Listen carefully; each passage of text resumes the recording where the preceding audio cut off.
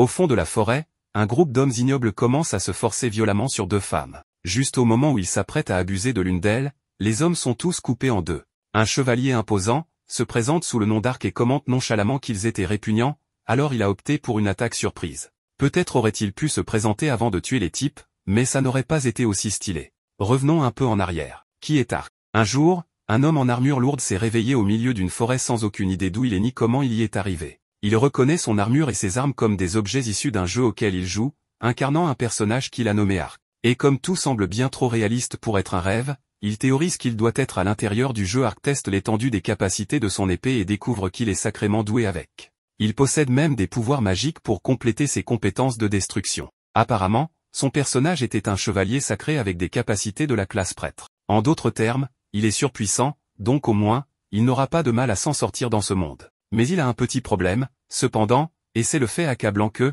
peu importe où vous êtes, le capitalisme règne en maître, et Arc n'a ni nourriture ni argent. En voyageant, il teste ses différentes compétences et s'amuse en le faisant. Il ne semble pas trop se soucier du fait qu'il ait été soudainement transporté dans un autre monde. En chemin, Arc trouve une rivière et commente à quel point elle est réaliste. Il enlève alors son casque pour regarder son visage dans le reflet, et imaginer sa surprise lorsqu'il découvre qu'il est un squelette. Arc panique et se rappelle que dans le jeu, il avait choisi l'avatar squelette. Il sait ce qui va se passer ensuite, il le sent dans ses os. Il redoute que les villageois découvrent cela, car ils pourraient avoir peur de lui, le chasser ou même l'éliminer. Et ainsi, Arc décide de faire le moins de vagues possible, ce qui est un peu difficile quand on ressemble à un sac d'os.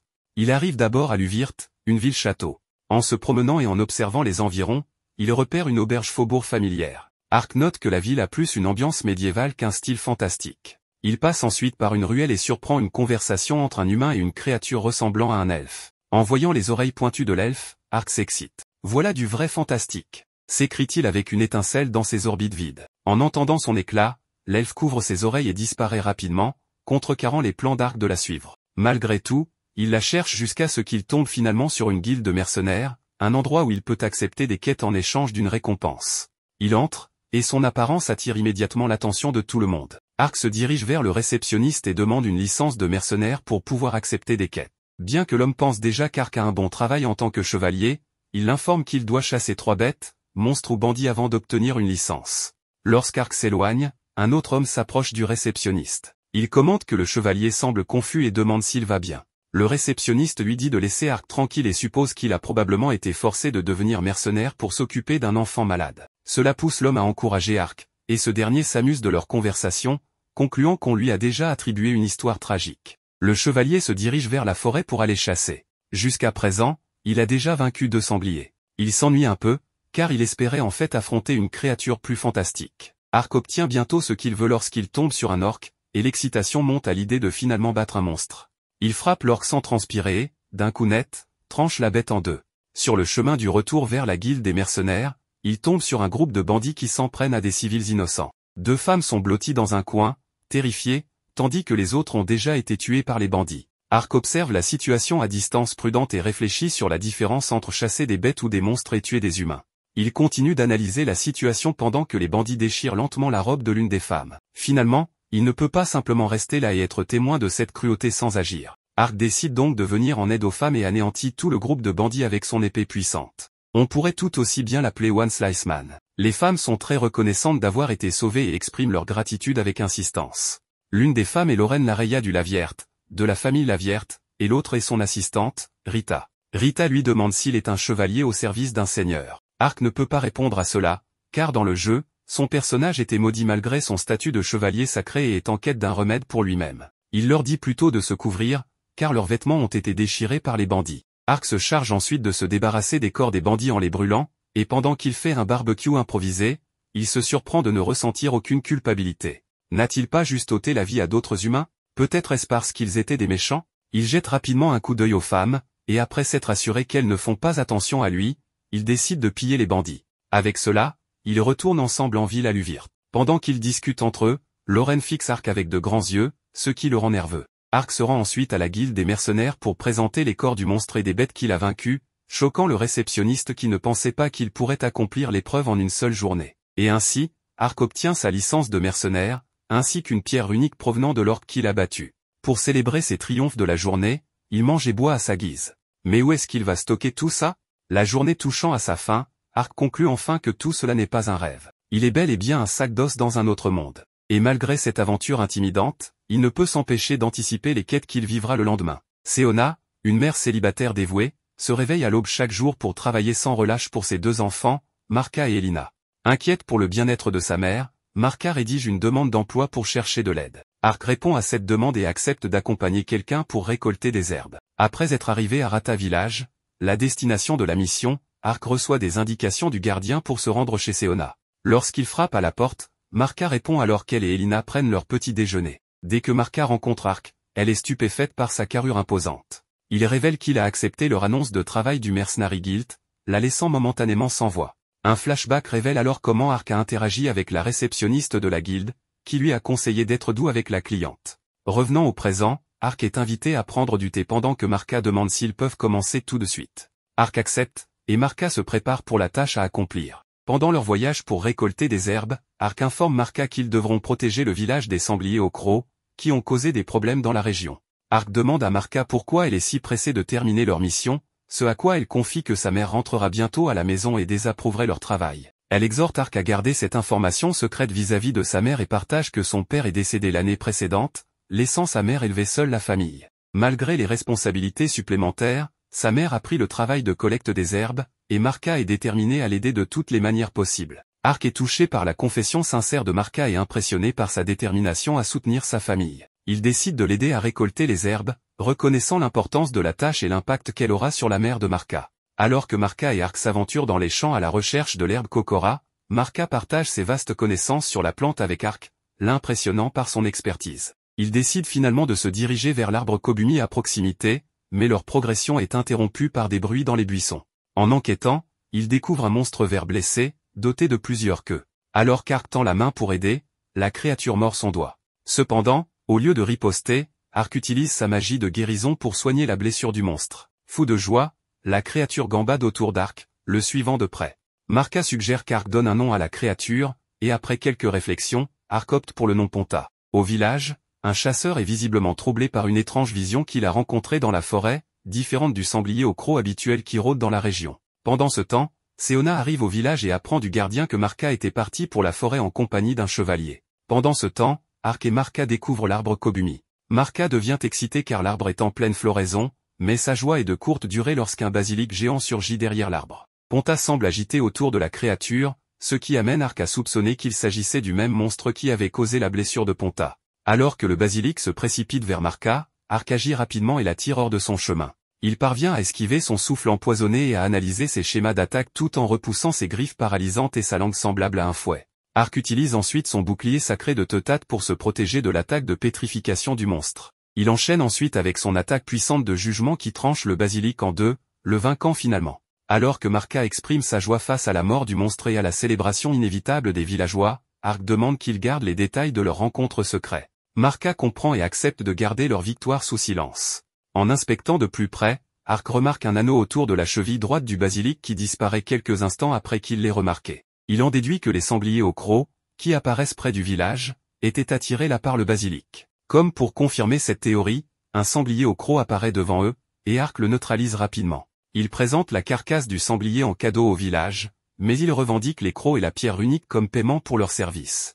De plus, il suggère que la peau soit tannée et offerte à Marka, tandis que la viande devrait être répartie parmi les villageois. Après la rencontre avec le basilic, Marka retrouve sa mère Seona, qui l'accueille à bras ouverts. Ark saisit cette opportunité pour s'excuser formellement auprès de Seona pour avoir permis à Marka de s'aventurer imprudemment dans la forêt. Alors qu'ils conversent, le gardien du village et le chasseur s'approchent d'Ark et lui demandent s'il avait rencontré le monstre qui semait le trouble dans la forêt. Cependant, Marka et Ark nient tous deux avoir connaissance de l'existence de la créature. À la tombée de la nuit, Ark et Ponta se préparent à quitter le village. Avant de partir, Elina offre à Ark un diadème de fleurs en signe de reconnaissance et d'admiration pour son courage. Plus tard dans la nuit, au cœur de la forêt, un grand groupe de soldats réussit à tuer un basilic géant de leur côté. Le chef du groupe reçoit un rapport de son subordonné, détaillant le nombre de soldats morts et blessés, ainsi que le récit d'une seule personne qui a réussi à tuer le basilic seul. Le chef est stupéfait par cet exploit incroyable et se demande si la personne qui l'a accompli doit être un dieu ou un démon. Pendant ce temps,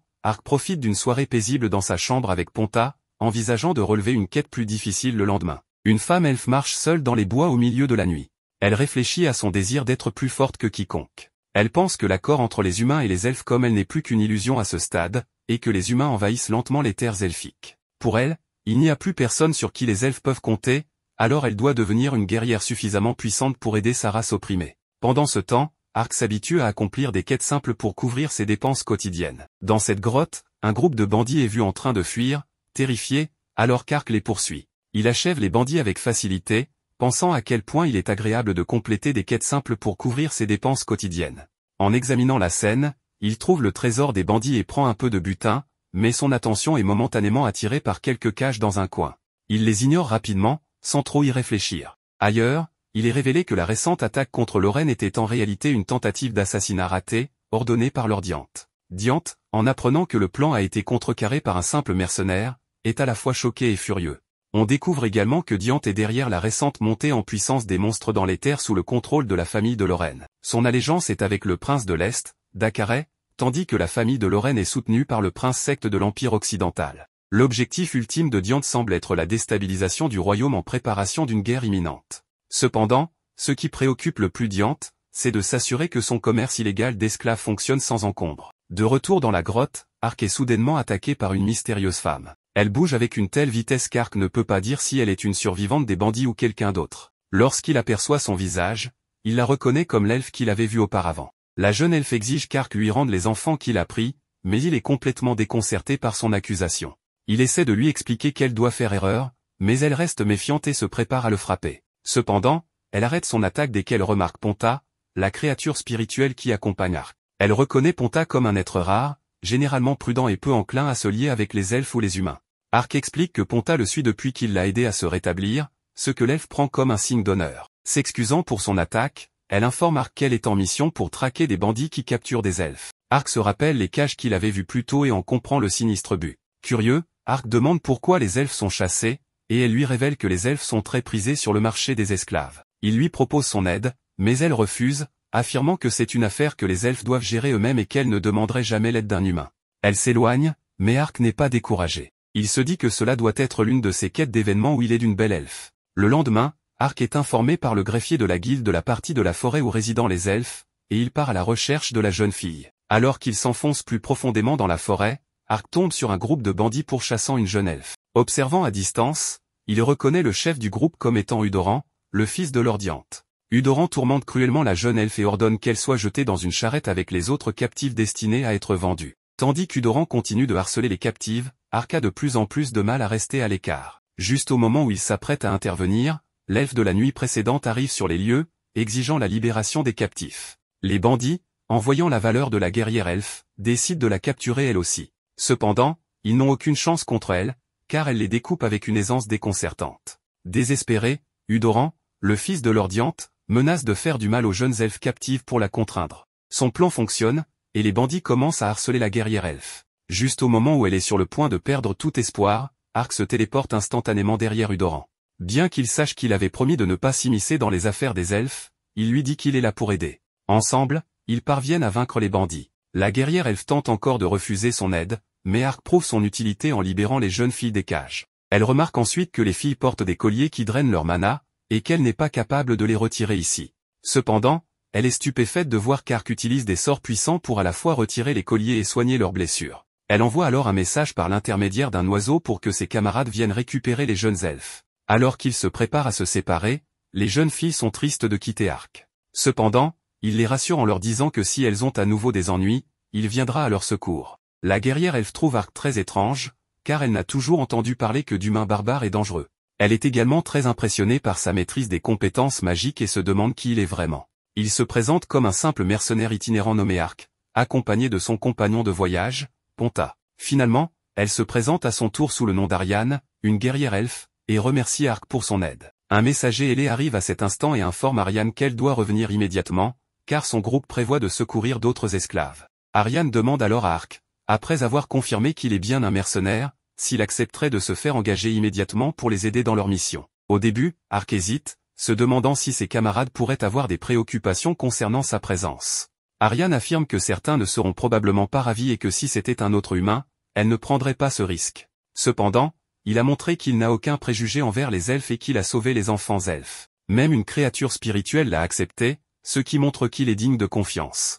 Elle lui demande de lui prêter main forte pour sauver son peuple. Elle lui tend la main, et après un moment d'hésitation, Ark prend sa main et la serre. En tant que mercenaire, il sera employé par Dame Ariane, dit-il. Ariane le remercie avec un sourire. Ark utilise la compétence Get pour se téléporter avec elle. Il se présente à nouveau, expliquant qu'il souhaite rester discret dans ce monde, bien que son vœu semble changer inévitablement après sa rencontre avec Ariane. Ariane est choquée en voyant où ils se trouvent, ils sont à la rivière Lidel, avec Diane juste à proximité. Ark explique qu'il a préféré les transporter à un endroit plus éloigné pour éviter de provoquer une agitation en ville. Ariane est impressionnée qu'il puisse utiliser la magie de téléportation sans incantation et estime que ce pouvoir sera un atout précieux pour sauver son peuple. Ark est manifestement ravi de l'entendre. Il suggère qu'ils atteignent Diante avant que le soleil ne se couche, car ils doivent y rencontrer un autre elfe. Lorsqu'ils arrivent en ville, ils attendent dans une ruelle isolée, où Ariane lui annonce qu'ils doivent rencontrer un de ses camarades, Danka. Ark s'imagine, en voyant Ariane, que Danka pourrait aussi être un bel elfe. Sa surprise est grande lorsque Danka se révèle être un homme à l'air sévère. Ponta, la petite créature, se cache même sous la cape d'Ark à sa vue. Danka s'informe sur l'identité d'Ark, et Ariane le présente comme un mercenaire qui les aidera. Ark est nerveux sous le regard évaluateur de Danka. Ariane propose qu'il se déplace ailleurs, car parler dans une ruelle pourrait attirer l'attention. Ils se rendent donc dans une taverne pour discuter de leur opération. Ark refuse de manger pour ne pas révéler ce qu'il cache sous son armure. Ariane présente à nouveau son camarade comme étant Danka Maple, un guerrier elfe qui a recueilli des informations.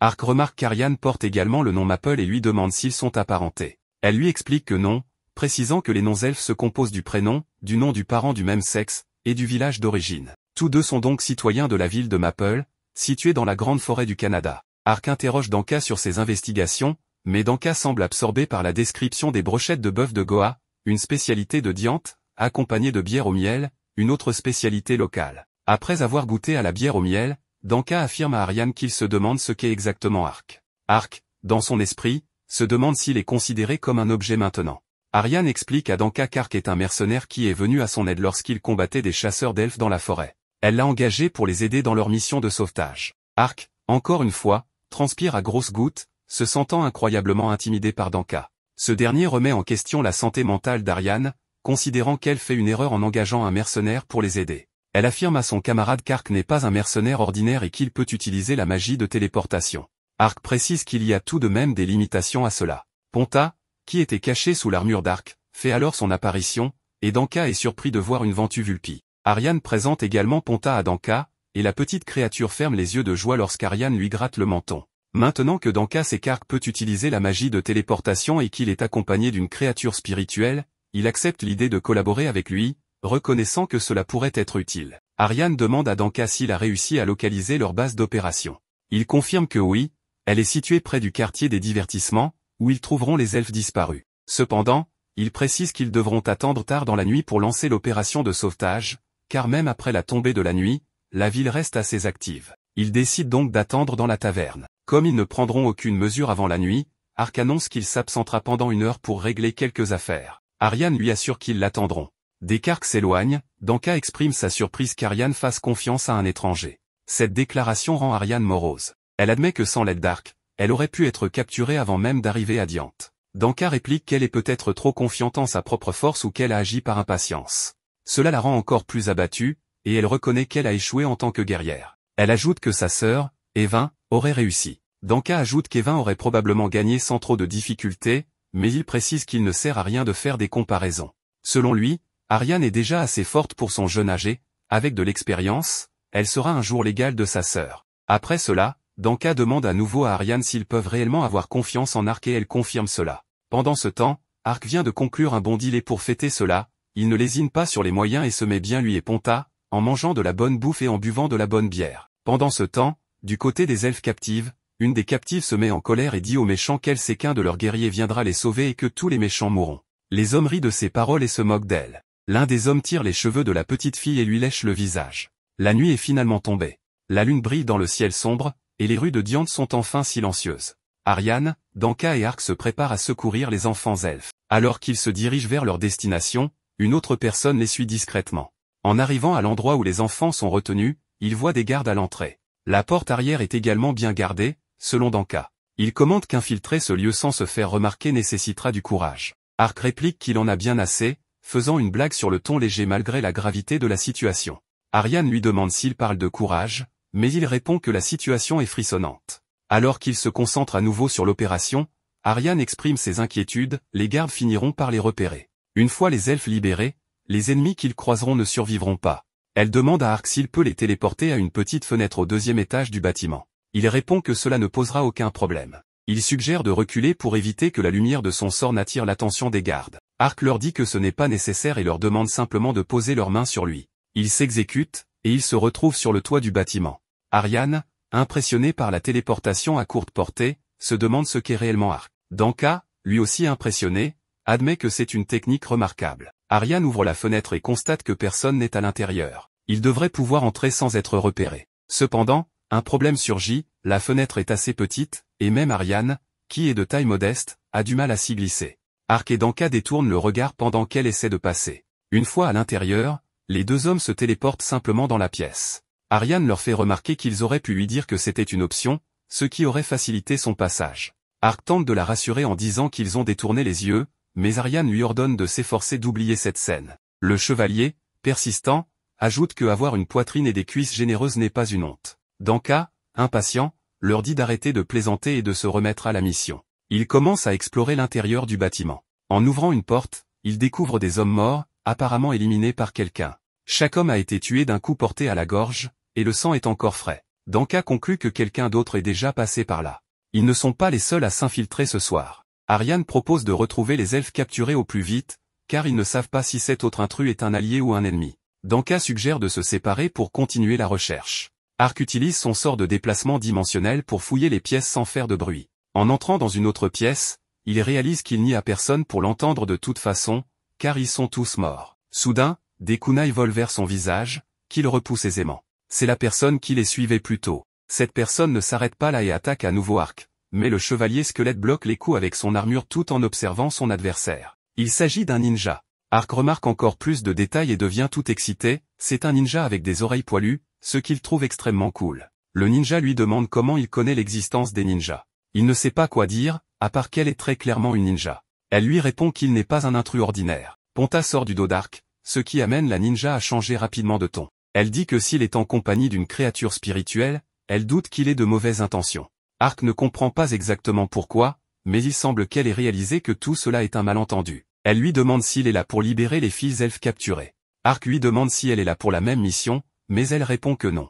La ninja lui explique qu'elle n'a pas trouvé ce qu'elle cherchait. Elle lui indique que les elfes emprisonnés se trouvent sous terre. Elle lui lance un parchemin, et lorsqu'il lui demande ce que c'est, elle répond que c'est quelque chose qui sera utile à lui et à ses alliés. Elle lui jette également des objets ronds que Ponta attrape, le petit renard les grignotant au sol. Avant de partir, la ninja lui dit que 2 autres elfes sont retenus captifs dans le manoir du seigneur. Elle part avant qu'Ark puisse lui demander plus de détails. Avec le départ de la ninja, Ark se rend compte qu'il n'a même pas eu l'occasion de lui demander son nom. Jusqu'à ce moment-là, il ignorait que l'amitié avec les créatures spirituelles était si rare. Il demande à Ponta s'il est satisfait de leur arrangement. Ark ouvre les documents que la ninja lui a donnés et découvre qu'il s'agit d'un contrat pour l'achat de serviteurs elfes. Il montre cela à Ariane et Danka, qui sont choqués. Le nom figurant sur les contrats, c'est celui du seigneur de Diante. Il est aussi impliqué dans ce commerce. Ark leur annonce que des esclaves captifs sont retenus dans le sous-sol du manoir, et que 2 autres se trouvent dans le palais du seigneur. Ariane demande à Ark d'où viennent les informations et les contrats. Ark sent que les choses deviendraient compliquées s'il mentionnait la ninja, alors il répond simplement qu'il a capturé et interrogé l'un des méchants. Ariane le croit, heureusement pour lui. Il demande quels sont les prochains pas, et l'elfe décide qu'ils s'occuperont d'abord de la situation sur place, puis se dirigeront vers le palais. Tout à coup, d'autres méchants font irruption dans la pièce, et ils n'ont d'autre choix que de les affronter de front. Ark et Danka n'ont même pas besoin de lever le petit doigt, car Ariane élimine les ennemis. Plus précisément, elle les réduit en cendres avec son épée flamboyante. Finalement, ils atteignent le sous-sol. Ils ont un peu de mal à défoncer la porte, mais ils y parviennent. Ariane annonce aux filles qu'elle est là pour les sauver, et elles se réjouissent. Elle demande ensuite à Ark de plier les barreaux de la prison. D'abord, les filles elfes se méfient un peu d'Ark, mais Ariane leur assure qu'il est un allié. Les filles s'approchent d'Ariane et la serrent dans leurs bras. L'elfe les rassure en leur disant qu'elles sont en sécurité maintenant. Danka leur rappelle qu'ils ne doivent pas perdre plus de temps ici. Ariane est d'accord, puis fait signe à Ark. Le chevalier squelette téléporte alors tout le monde à une distance sécurisée. Il remarque que les filles portent des colliers maudits et utilisent sa magie pour les retirer. Danka est stupéfait qu'il ait pu briser une malédiction de scellement avec tant de facilité et se demande qui il est vraiment. Une des filles elfes éclate en larmes de joie et remercie Ark. Danka se porte volontaire pour s'assurer que les filles elfes rentrent chez elles en sécurité et confie le reste à Ariane. Il dit à Ark et Ariane qu'ils devraient pouvoir sauver les autres elfes. Il rappelle aux chevaliers de veiller sur Ariane. Ark et Ariane se téléportent alors au palais du Seigneur. Les filles et Danka les regardent partir. L'une des filles demande s'ils vont s'en sortir. Après tout, ils ne sont que deux. Danka les rassure en affirmant qu'ils n'ont aucun problème pour infiltrer des lieux sans se faire remarquer. Comme pour confirmer ses paroles, le dôme du palais s'embrase et se met à fumer. La ninja et son compagnon observent également cette agitation. Elle dit à son compagnon qu'Ark savait ce qu'était un ninja, ce qui semble surprenant dans ce monde, vu sa réaction. En retirant son masque, elle ajoute, peut-être que nous nous reverrons un jour. Au palais, deux jeunes filles elfes plus âgées sont retenues captives par le Seigneur. Ariane et Ark sont proches, mais pas assez près. Ariane indique à Ark qu'il devrait s'arrêter à la tour de l'horloge, car les chambres du Seigneur doivent être plus hautes dans le palais. Ark lui demande comment elle le sait, et elle répond que c'est évident depuis un moment. Les idiots et la fumée montent toujours très haut. Ark la suit et les téléporte à la tour de l'horloge, où ils sont immédiatement accueillis par des gardes. Ariane n'a même pas eu le temps de descendre de ses bras. Ark tranche à travers la grande cloche, bloquant le chemin des gardes, et il fuit rapidement la zone. Les autres gardes, alertés par le bruit des intrus, tentent de retrouver Ark et Ariane. Ils se rencontrent dans un couloir avec une armure de chevalier, discutant des intrus. Ils ne se doutent pas que les 10 intrus sont juste sous leur nez. Une fois les gardes éloignés, Ariane apparaît derrière Ark, qui est aussi immobile que l'armure de chevalier qui l'imite. L'elfe dit qu'ils doivent se dépêcher. Dans les chambres du Seigneur, le Seigneur est toujours en train de faire des choses très douteuses aux pauvres filles elfes. Le Seigneur, nommé Triton, est informé par l'un de ses serviteurs que des intrus ont pénétré dans le palais. Triton leur dit de s'en occuper eux-mêmes. Le serviteur, terrifié, dit à son maître que les intrus sont des monstres. Soudain, le serviteur est projeté loin par une énorme explosion. La porte, avec des parties du mur, est détruite, créant une grande ouverture. Ark et Ariane font leur grande entrée, avec Ark se présentant de manière décontractée comme s'il rencontrait un nouveau camarade de classe. Ariane déclare qu'ils sont là pour sauver les elfes. Udolan est terrifié à leur vue, se remémorant les dégâts qu'ils ont infligés à lui et à ses alliés. Les deux jeunes filles elfes reconnaissent Ariane. Triton s'avance vers Ariane et exige de savoir qui ils sont, mais elle lui assène un coup de pied dans les parties avant qu'il ait pu terminer sa phrase. Avec le pervers en douleur, Ariane se précipite vers les deux elfes et leur assure qu'elles sont désormais en sécurité. Udolan tente de fuir, mais Ark l'attrape et le plaque contre le mur, le mettant en garde qu'il ne pourra pas s'échapper. Udolan est tellement terrifié qu'il perd connaissance. La main d'Ark crée un trou dans le mur, révélant une pièce cachée. Ses yeux et ceux de Ponta s'illuminent en découvrant le contenu de la pièce secrète. Il appelle Ariane, qui est occupée à donner des coups de pied à leur Triton. Triton, les larmes aux yeux, déclare qu'il est marquis du royaume de Roden et insiste sur le fait qu'ils ne s'en sortiront pas comme ça. Ariane lui ordonne de se taire et continue à le frapper. Ark essaie d'intervenir, mais Ariane répond qu'ils ont rompu le traité en premier, et elle ne voit aucun problème à exiger un prix pour cela. Elle dit aux deux jeunes filles elfes qu'elles peuvent faire ce qu'elles veulent avec Triton. Les filles battent le Seigneur à leur cœur joie. La réaction d'Ark et le fait que Ponta cache son visage montre que la punition est extrêmement brutale, mais il le mérite. Des gardes arrivent bientôt dans la pièce, et Ark demande à Ariane de s'en occuper pendant qu'il explore la pièce cachée. Ariane les incinère avec une efficacité impeccable. Elle donne des instructions aux elfes pour qu'elles s'échappent, retrouvent Danka et se rendent à l'Alatoya. Pendant ce temps, Ark est occupé à rassembler l'or de la pièce secrète. Il y a de nombreuses barres d'or, pièces et bijoux. Ark se demande s'il peut même tout porter. Alors qu'il continue à mettre le butin dans ses sacs, Ariane jette un coup d'œil dans la pièce et son choc est évident. L'elfe lui demande ce qu'il fait, et Ark explique qu'il faut plus d'argent qu'on ne le pense pour reconstruire une organisation. Il suggère que si on veut kidnapper des elfes à nouveau mais qu'on manque de fonds, cela compliquera les choses. Ariane comprend l'implication, ils ne peuvent pas se reconstruire rapidement sans l'argent nécessaire. Elle félicite Ark en lui disant qu'il est très astucieux. Cependant, le motif de retrait des fonds pour qu'ils ne puissent pas se reconstruire est une invention d'Ark. Il veut juste prendre l'argent. Sacré avare ce squelette. Ark remarque que des explosions se produisent dans tout le château et demande à Ariane si elle est responsable. Elle répond que ce n'est pas le cas. Peu importe. Il devrait partir bientôt. Il se téléporte hors du château détruit avec le butin d'Ark. Une fois en sécurité, il pense que si ce n'était pas Ariane, cela pourrait être dû à la ninja aux oreilles de fourrure. Ark indique qu'avec cela, il a déjà rempli son contrat. Elle lui remet sa récompense en lui demandant si cela lui suffit, surtout comparé à son butin. Ark accepte tout de même la bourse d'argent avec remerciement. Elle lui demande ensuite ce qu'il compte faire maintenant. En réalité, Ark ne sait toujours pas. Il n'a rien de particulier en tête. Ariane lui propose de venir avec elle au village elfique. Ark est un peu confus, alors elle explique que de nombreux membres de son peuple sont encore captifs. Elle aimerait qu'il continue à l'aider. Le village elfique. C'est tellement fantastique. Il a tellement envie d'y aller. Bien sûr, il ne montre pas cet enthousiasme à Ariane. Il lui demande si les autres elfes seraient prêts à accueillir un étranger comme lui. Elle lui dit qu'ils devront rencontrer les anciens et obtenir leur permission. Ark demande s'il doit rencontrer les anciens, peu importe quoi. Sentant ses inquiétudes, Ariane promet de lui présenter l'un des anciens, la personne en qui elle a le plus confiance. C'est un signe de confiance de la part d'Ariane. Le chevalier lui dit qu'il ne peut pas enlever son armure. Ariane réfléchit et souligne qu'il devra au moins montrer son visage. Elle lui demande s'il y a une raison, et il répond qu'il craint que, si elle découvre son apparence, elle puisse immédiatement tourner son épée contre lui. Elle lui assure qu'elle ne le fera pas et demande s'il lui montrera son visage dans ce cas. Ark réfléchit. Il pensait d'abord simplement aider cet elfe au regard sincère. Mais après avoir voyagé avec elle. Très bien, dit-il en retirant son casque. Ariane ne peut cacher sa surprise en découvrant la véritable forme du chevalier qui l'a aidé. Elle lui demande ce qui lui est arrivé, et il répond qu'il n'en est pas sur lui-même. Il ajoute qu'il s'est simplement retrouvé dans ces terres avec une apparence modifiée. Il suppose qu'il doit s'agir d'une sorte de malédiction. S'il lui disait qu'il s'est réveillé dans un autre monde avec l'apparence de son personnage de jeu vidéo, il doute qu'elle comprendrait. Ark commence à transpirer en attendant sa réaction. Ariane l'étudie un moment. Elle explique que s'il était véritablement mort-vivant, il aurait la corruption de la mort, et il ne pourrait pas utiliser les sorts de guérison ou la puissance de la lumière pour dissiper les malédictions. De plus, il est peu probable qu'une créature spirituelle soit très attachée à lui. Ark, tu nous as prêté ta force pour sauver nos camarades. Nous ne révélerons donc jamais à d'autres le secret de ce corps qui est le tien, déclare Ariane. De plus, ajoute-t-elle, si son apparence est due à une malédiction, les anciens pourraient avoir des connaissances à ce sujet. Ark apprécie cela et dit que rien ne le rendrait plus heureux que de voir la malédiction levée. C'est décidé, alors, dit Ariane. Elle tend à nouveau la main, comme elle l'avait fait lorsqu'elle l'a engagée pour la première fois.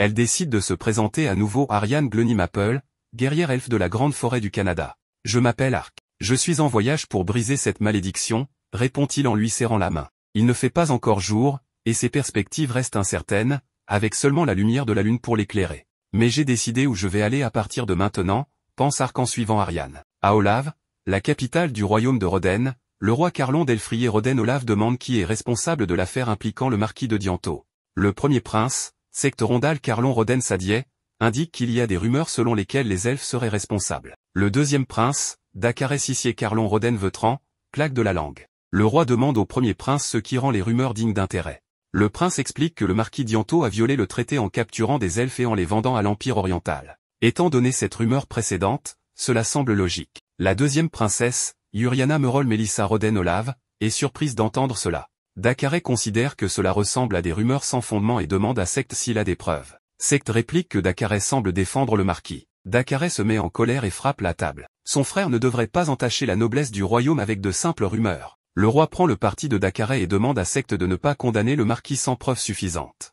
Mais ces rumeurs méritent une enquête plus approfondie. Cette partie fait sourire Secte. Le roi ajoute qu'ils doivent enquêter immédiatement sur ce qui s'est passé à Dianto. Il demande ensuite l'avis de sa fille sur la situation.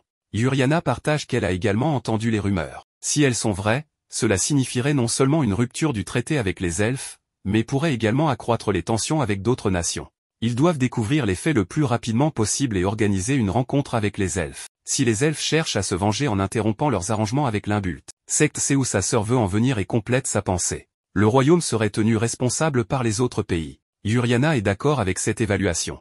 Le roi Carlon souligne que le matériel magique serait déjà un problème. Mais si les elfes retiennent les pierres uniques de fertilité des cultures, cela provoquerait des soulèvements parmi leur propre noblesse. Le roi ordonne à Yuriana de se rendre à l'Imbult pour organiser une rencontre avec les elfes. Dakaré n'est définitivement pas content de ce développement. Le roi congédie ses enfants. Alors que les trois quittent la pièce, leurs expressions sont totalement différentes. Secte semble satisfait, Yuriana semble déterminée, et Dakaré est extrêmement en colère. Le roi, encore assis sur son fauteuil, réfléchit à la situation préoccupante. Pendant ce temps, Ark et Ariane sont en route pour la Latoya. Ils sont profondément dans la forêt, et Ark ne sait pas s'ils ont fait des progrès. Mais il aperçoit une ouverture pas très loin, alors il décide de faire une reconnaissance avec Dimension Move, à la grande surprise d'Ariane. Il l'entend ensuite crier de douleur. La scène suivante montre Ark assis par terre. Il est tombé d'une falaise encore une fois. Ariane le gronde, disant que c'est de sa faute s'il utilise de la magie sans savoir ce qui l'attend. C'est un point valable, qu'Ark reconnaît,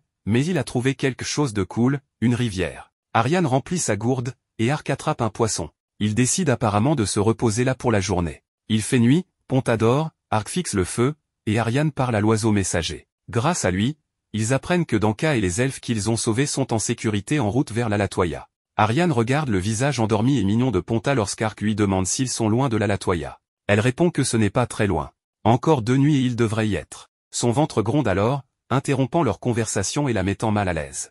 Ark sort pour chasser un sanglier, car le poisson ne suffit définitivement pas. Après tout, ils ont marché toute la journée. Pendant que le chevalier squelette chasse, Ariane regarde à nouveau Ponta, toujours endormie. Elle est si mignonne. Ariane s'approche, désirant toucher la petite créature. Elle se retient, ne voulant pas déranger le petit renard. Alors qu'elle hésite encore, Ponta se réveille et la fixe. Si j'étais elle, je câlinerais définitivement Ponta. La vue d'Ariane en train de câliner Ponta accueille Ark à son retour. L'elfe presse la créature spirituelle contre son visage, heureuse de la douceur et de l'odeur agréable de Ponta. C'est tellement adorable. Lorsqu'elle voit que le chevalier squelette est de retour, Ariane remet rapidement mais prudemment Ponta au sol, après avoir eu un petit concours de regards. Ariane complimente la rapidité d'Ark et lui demande ce qu'il a rapporté. C'est un énorme sanglier. Il faut commencer à le dépecer. Ark acquiesce, mais il ne peut s'empêcher de taquiner Ariane en disant à Ponta de venir le câliner plus tard. La seule chose qui en ressort de cela, est une guerrière elfe toute confuse et criante. La princesse Yuriana prend le thé un matin, avec sa servante Ferna à ses côtés. On dirait qu'elle ne peut même pas profiter de son thé. Ferna lui demande si elle est inquiète, et elle répond que ce n'est rien. Elle révèle ensuite qu'elle est certaine que son frère Dakaret est impliqué dans le commerce des elfes. Elle est également persuadée que Secte ne restera pas silencieux longtemps à ce sujet. Ferna fait remarquer qu'une fois que le prince Dakaret sera destitué, le trône reviendra éventuellement à Yuriana ou à Secte. Yuriana la réprimande pour cela. Elle ne doit pas parler si légèrement. En ce moment, ils doivent se concentrer sur l'enjeu actuel, la mission diplomatique à Limbult. Limbult est le seul domaine ayant des relations commerciales avec les elfes. Ils doivent organiser une rencontre avec les elfes et empêcher tout conflit potentiel de s'aggraver. Ferna demande si elle n'est pas impatiente, car cela fait longtemps que Yuriana n'a pas vu sa sœur, qui s'est mariée à Limbult. La princesse acquiesce et se demande si sa sœur Seriarna va bien. Ark et Ariane marchent à nouveau dans la forêt, mais ils sont cette fois-ci assez proches de leur destination. Quelques instants plus tard, ils arrivent devant une énorme porte. C'est l'entrée du village elfique de l'Alatoya. Ariane demande à ce qu'on ouvre la porte, et Ark est impressionné par l'élément fantastique du lourd portail en fer qui se lève. Elle entre et lui dit d'attendre ici pendant qu'elle obtient la permission des anciens. Ark observe la haute palissade en bois autour de la ville et pense que, comme les elfes vivent longtemps, elle doit aussi être assez vieille. Il semble que les elfes ne sont pas lents seulement en matière de vieillissement. Ariane prend trop de temps pour obtenir la permission, et Ark s'amuse avec Ponta, s'entraîne à l'épée, fait des exercices et même une petite sieste avant qu'elle ne revienne. Heureusement, elle a obtenu la permission et l'appelle à l'intérieur. Le chevalier découvre que la ville des elfes ressemblait à un village agricole, mais les immenses maisons en forme de gousse semblaient avoir été conçues par un designer. Au centre de la ville se trouvait un arbre géant qui servait de maison et de bureau à l'ancien de la ville. Ariane emmène Ark chez l'ancien Dylan et sa femme Glenis, qui l'accueille chaleureusement et le remercie de s'être occupé de leur fille. Ce n'est qu'à ce moment-là qu'il apprend qu'Ariane est la fille de l'ancien, et elle ne lui avait jamais rien dit à ce sujet. Glenis dit qu'elle avait juste 170 ans alors qu'en réalité, elle en avait plus de 240, et cette habitude agace Ariane. Ark est choqué de confirmer que les elfes vivaient vraiment longtemps, car elle ne semblait pas avoir plus de 30 ans. L'ancien remercie Ark d'avoir aidé les elfes, mais ensuite il se tourne vers sa fille et lui demande pourquoi elle a attaqué la maison d'un noble alors que leur mission consistait seulement à récupérer les elfes kidnappés. Elle ne peut pas donner de réponse satisfaisante, mais Ark intervient et explique les détails de ce qui s'est passé. L'ancien Dylan dit qu'il en informera la convention des anciens elfes demain et qu'il leur montrera également les contrats de vente d'esclaves elfiques qu'Ark a trouvés. Maintenant qu'ils ont fini de parler affaires, Glenis apporte de la nourriture et, tandis que tout le monde commence à manger, Ark est nerveux quant à ce qu'il doit faire. Ariane lui dit de ne pas s'inquiéter, et Dylan ajoute qu'il a entendu parler de sa condition et que les 3 membres de sa famille garderaient son secret. Ark est convaincu, et il enlève son casque avec hésitation avant de manger avec quelqu'un d'autre pour la première fois depuis des semaines. Le lendemain matin, il se réveille dans un lit confortable sans son armure, et Ponta utilise son torse vide comme bon endroit pour se reposer. En sortant, Ark apprend des anciens que Dylan et Ariane étaient déjà partis pour assister à la convention des anciens. Juste derrière leur maison se trouvait le cercle de transport vers la capitale des elfes, qui n'était qu'une énorme souche en bois avec un cristal magique sur le côté, et il fallait plusieurs magiciens elfes pour téléporter quelqu'un. Dylan et Ariane arrivent dans la ville capitale, qui est en pleine activité, et se dirigent directement vers le quartier général où tous les autres anciens sont réunis. Le chef élu de tous les anciens demande à Dylan ce qu'il a découvert sur les récents enlèvements, et il lui fait un rapport détaillé. Les anciens sont horrifiés d'apprendre la vérité et pensent que c'est une raison justifiable de déclarer la guerre aux humains, tout comme ils l'ont fait il y a 600 ans. Cependant, aucun humain ne se souvenait clairement de la guerre, car ce qui représentait une génération pour les elfes était une longue histoire pour eux. Après cette guerre, ils avaient conclu un pacte de non-agression, et maintenant les humains l'avaient rompu. Mais prendre une décision précipitée n'était pas une bonne idée. Un des anciens propose d'envoyer une plainte au royaume de Roden avec lequel ils avaient conclu le pacte, mais l'ancien guerrier dit qu'ils n'ont pas besoin de s'expliquer auprès des humains. En plus de cela, ils pourraient utiliser des astuces juridiques pour convoquer ceux qui ont sauvé les enfants kidnappés et les punir pour avoir attaqué la maison d'un noble. Le chef des anciens est également d'accord avec cela et il ordonne que les opérations de sauvetage des elfes kidnappés continuent avec une prudence accrue, et ils garderont également un œil sur les activités des humains.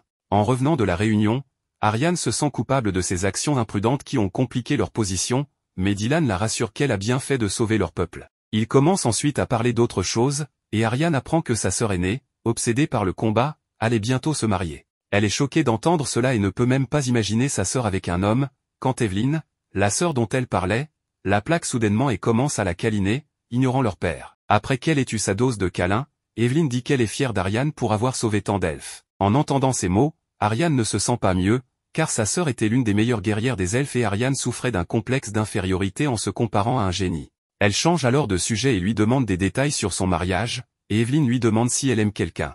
Elle dit qu'il n'y a aucun homme dans sa vie, mais rougit en pensant à Ark, et sa sœur la taquine en disant que si quelqu'un veut l'épouser, il doit être plus fort qu'elle. Ariane lui demande de simplement dire qu'elle ne veut pas qu'elle se marie dans cette vie, et Evelyn rit aux éclats. Il semble que l'homme sur lequel elle a des vues ne va pas avoir la tâche facile pour battre sa sœur. Pendant qu'Ark fait un tour du village, tout le monde se méfie de lui et seules les filles qu'il a sauvées sont ses amies. Glenys lui demande de s'entraîner un peu avec elle. Ils se font face avec des épées d'entraînement, et Ark se demande si la ménagère s'en sortira bien en le combattant, mais elle dit qu'elle a enseigné à Ariane ses compétences à l'épée. En plus, c'était une elfe noire, qui était bénie avec de merveilleuses capacités physiques, et elle ressentait le besoin de tester quiconque elle trouvait fort. Elle voulait également voir si le compagnon de sa fille était assez fort pour la protéger. Ark accepte ses raisons et l'entraînement commence, Glenys prenant l'initiative. Elle submerge Ark avec ses attaques rapides de face, puis apparaît derrière lui pour le faire trébucher. Il tombe au sol et elle pointe sa lame vers lui, disant que ses mouvements étaient ceux d'un amateur, et lui donnant des conseils pour s'améliorer. Elle lui dit de se relever pour le deuxième round, et Ark est enthousiaste d'apprendre des compétences de combat réelles d'une experte. La ménagère joyeuse et inoffensive le tabasse 100 fois de la manière la plus humiliante, mais il se relève encore et encore pour l'affronter. Enfin, il pense qu'il a trouvé une opportunité pour la surprendre en utilisant la marche dimensionnelle, mais même s'il réussit à se mettre dans son dos, elle est assez rapide pour le neutraliser sans difficulté. Mais malgré ses compétences, elle n'est maintenant qu'une simple ménagère et commence à s'inquiéter de ce qu'elle va cuisiner pour le dîner, laissant Ark allongé dans la poussière, où il se dit que des statistiques élevées ne font pas tout, et que l'expérience réelle des combats est la chose la plus précieuse de toutes. Une fois rentré chez lui, il apprend que les elfes ont une salle de bain dans leur maison, et il a vraiment envie d'y entrer. Il prend Ponta avec lui, la lave, puis se plonge dans l'eau pour un plaisir apaisant, car les bains étaient rares et un luxe dans ce monde. C'était la première fois qu'il prenait un bain ici, et ses os se sentaient vraiment bien.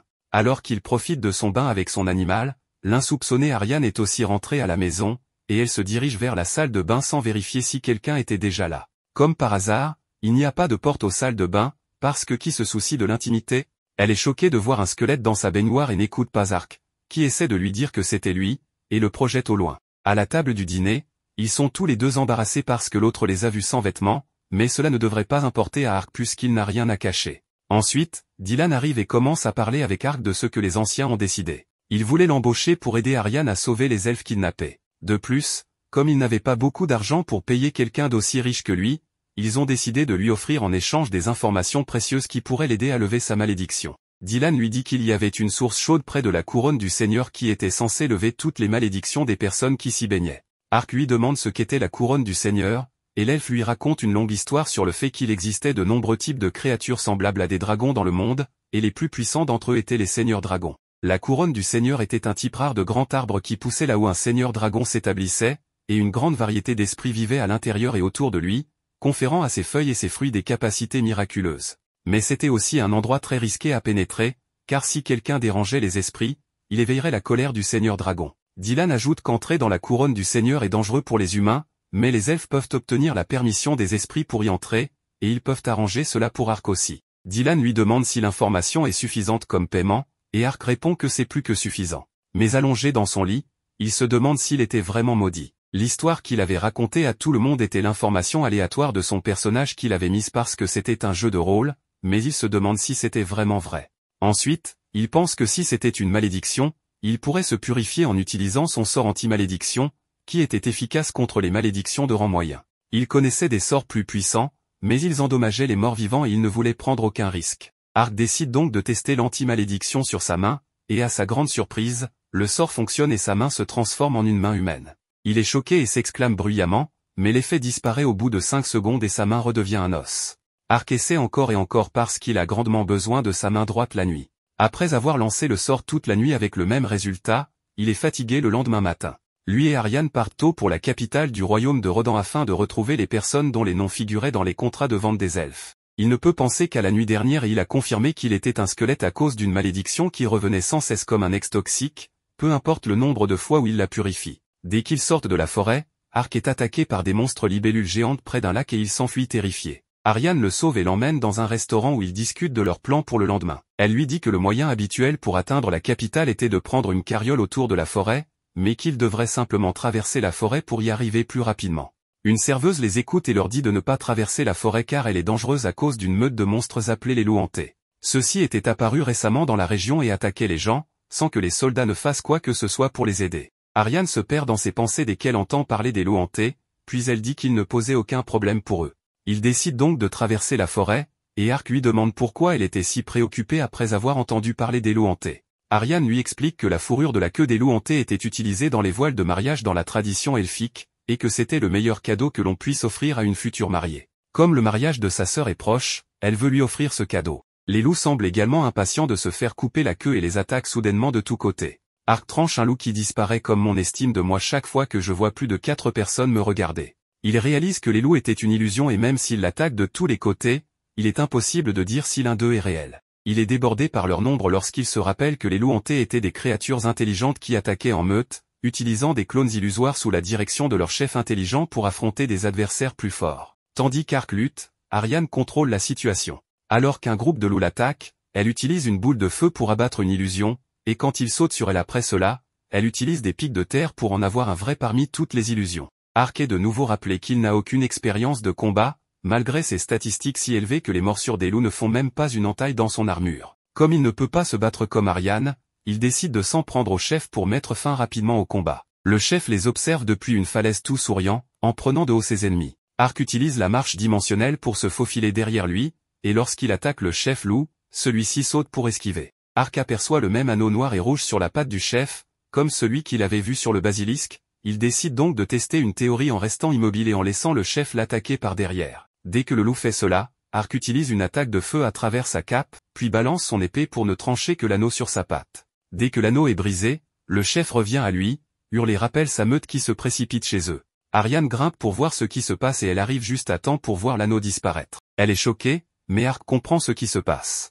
Il lui parle du basilisque, qui portait le même anneau, et il doit y avoir quelque chose de plus derrière cela que des monstres devenant intéressés par la mode. Les monstres se rendaient dans des zones qui ne leur appartenaient pas et attaquaient des gens, probablement à cause des anneaux. En laissant de côté la discussion sur les anneaux, Ariane demande à Ark d'attendre un moment pendant qu'elle collecte la fourrure des queues des loups qu'elle a abattus pour offrir un cadeau à sa sœur. Ark attend qu'Ariane termine sa tâche de dépecer les loups lorsque Ponta remarque quelque chose et s'enfuit. Ark le suit et dit à Ariane de l'attendre ici pendant qu'il poursuit le renard à travers la forêt. Une carriole passe par la route qui contourne la forêt, et à l'intérieur se trouve la princesse Uriana du royaume de Rodan, en voyage diplomatique pour rencontrer les elfes à propos des récents enlèvements. Elle est certaine que son frère aîné, Dakaret, est impliqué dans la traite des esclaves et qu'il est soutenu par l'Empire Saint de l'Est. D'un autre côté, son frère aîné, Sect, est très ambitieux et prêt à tout pour devenir l'héritier du trône. Il reçoit l'appui de l'Empire occidental. Avec les deux frères en compétition pour le pouvoir et devenant chaque jour plus impatient, la princesse s'inquiète pour sa propre sécurité et espère que tout se passera bien lors de ce voyage. Elle se porte malheur en disant cela, et sa carriole est attaquée par un groupe d'assassins. À l'intérieur de la carriole, la servante protège Uriana, mais elle s'arrête soudainement et elle réalise que tous les gardes qui les accompagnaient sont morts et qu'elles sont encerclées par les attaquants. L'un d'eux ouvre la porte, et la servante essaie de protéger la princesse en sautant sur l'attaquant avec un poignard, mais celui-ci la tranche et met fin à sa vie. Uriana paniquée, alors qu'elle se précipite pour vérifier l'état de sa servante, l'attaquant la poignarde en plein cœur, mettant également fin à ses jours. Un des soldats qui l'escortait faisait aussi partie de la conspiration pour la tuer. Il dit aux assassins de piller les cadavres et de faire en sorte que cela ressemble à l'œuvre de bandits. Il rit en pensant qu'ils vont devenir riches après cette mission. Ponta saute sur le visage des soldats, et l'un d'eux se demande ce qu'est cette créature furieuse. Il décide de simplement la tuer pour s'en débarrasser, mais Ark arrive derrière lui et serre ses mains si fort que tout le monde entend le bruit de ses os qui se brisent. Ark jette le soldat de côté et s'agenouille pour voir la fille blessée, qu'il pense être la fille d'une famille riche. Les assaillants pensent qu'il a dû les voir tuer la princesse et l'attaquent avec des projectiles de feu et de pierre, mais il ne ressent même pas leurs attaques. Il se demande simplement s'il devrait aider la jeune fille décédée en utilisant ses compétences insensées pour la ressusciter. Si ce n'était qu'un jeu, cela serait considéré comme une bonne action et il serait récompensé d'une manière ou d'une autre, mais il n'est pas si sûr de ramener une personne morte à la vie dans la réalité. Ark ne remarque les attaques qu'une fois qu'elles ont cessé. Il se retourne et voit les assaillants crier tandis que des loups hantés se jettent sur eux. Le chef des loups est venu se venger des humains et remercier Ark de l'avoir sauvé de la folie plus tôt. Il décide de se joindre aux loups pour se débarrasser des déchets humains le plus rapidement possible. Certains assassins parviennent à s'enfuir, mais les autres sont tués, et le chef des loups s'en va avec sa meute après avoir terminé sa mission.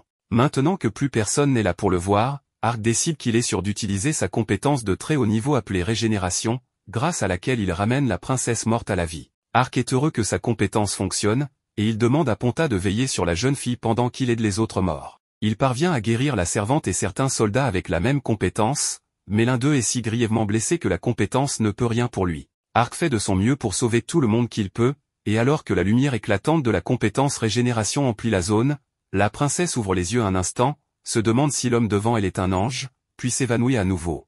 Elle se réveille plus tard, lorsque la servante en pleurs la secoue et lui explique que toutes deux sont encore en vie sans la moindre égratignure. Certains des soldats sont morts, mais le reste a été ramené à la vie par magie d'une manière ou d'une autre. La princesse est certaine qu'il n'était pas simplement blessé, et le sang sur ses vêtements abîmés est une preuve suffisante qu'elle a été tuée, mais un miracle envoyé par Dieu les a sauvés. Elle rassemble ses hommes et s'illumine en leur faisant un discours sur le fait que quelqu'un a conspiré pour la tuer, mais que par la grâce de Dieu, un miracle les a sauvés. Elle considère cela comme un signe divin qu'ils sont destinés à accomplir leur mission. Elle motive les soldats en disant qu'ils partiront immédiatement pour leur destination et que rien ne pourra les arrêter. Ark observe toute cette scène depuis les buissons et se rend compte que la jeune fille est une princesse. En repartant, il se demande s'il n'en a pas trop fait en la ressuscitant et est certain que cela pourrait être un moment où l'histoire changera.